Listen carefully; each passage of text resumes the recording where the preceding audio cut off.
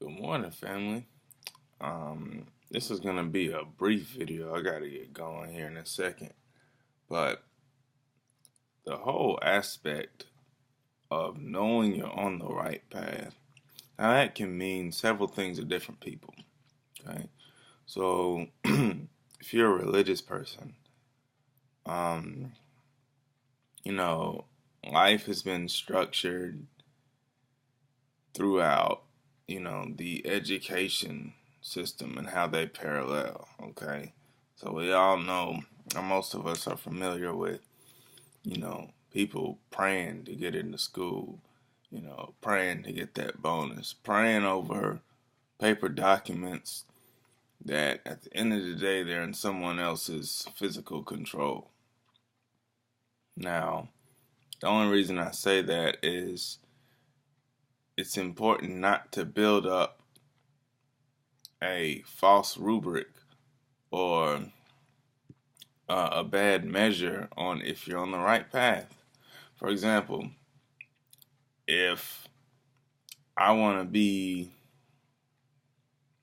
a history professor, but I haven't gone to grad school yet, or I haven't,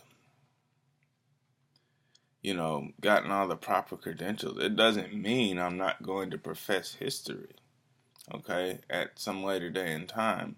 Nor does it mean I have to follow the traditional pipeline.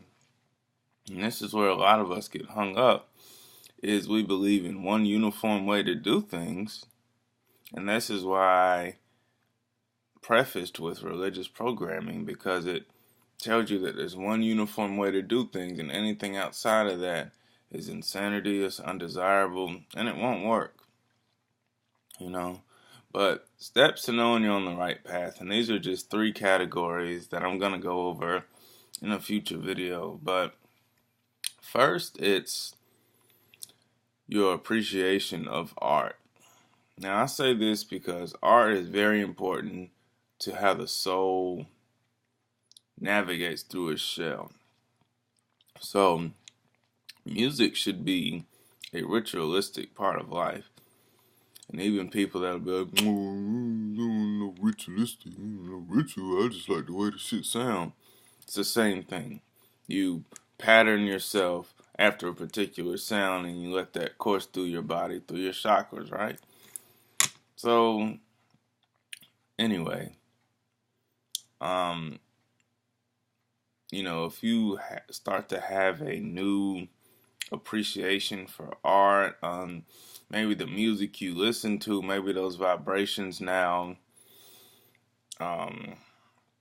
do something to you. I'm not talking about strictly rap. I'm talking about, if you're into that, that heavy metal deathcore stuff, which I'm going to be honest, I don't think it's bad music because I'm aware of the structures, the odd time signatures, the riffs, and all of the complicated patterns. I got a lot of respect for metal, but I'm talking about the vibrations and how it reverberates. You know what I'm saying? You may not be able to handle that energy all the time. Trap music, real low. I got my hoes, I got my weed. You know what I'm saying? I'm pushing in 4 different zones. We don't, all of that. That may not become. You got to think of music as food, is what I'm getting at. You have to think of art as, your spiritual food bank, right? So that's one of the keys that you're on the right path to enlightenment. Secondly, and this another thing, everything isn't for everybody. So don't think that everything's gonna hit you all at once. Again, trailing back to this uniform way of things coming to pass. It doesn't happen the same for everyone, and therefore the tools of everyone can't be all the same. These are just signals. Now, if you have the humility and the imagination to look for animal symbology, then this next category is for you. Animal activity. I'm very blessed. I live in North Carolina, and there's a lot of wildlife here. But bigger than that, I've noticed that my spirit animals are coming stronger into my life. Now, this is the nature of cycles and recurring patterns, okay? I've noticed for me, a series of cats and hawks and falcons have been my guardians this year, and basically since I've been 22 years old. 22 is a big number because it signals Maat, it signals for the foundation, and of course it is a master number. So if you've always felt attracted to a particular animal spirit, let's not be dumb. We don't live in 1802 frontier. So we're not going out and looking for bears and wolves, and we're not being that literal with it. We're talking about symbology here. Okay.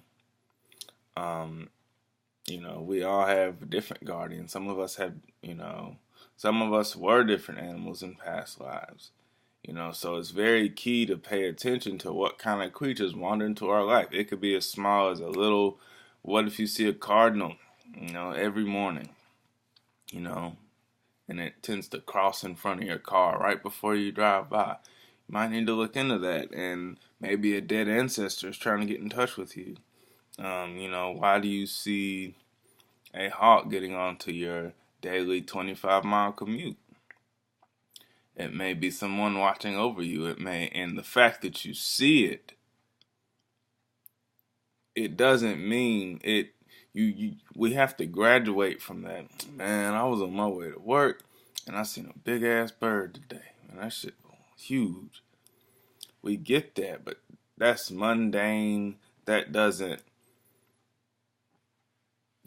include these great discoveries into chronicles, that we can look back and chart our personal growth. Okay?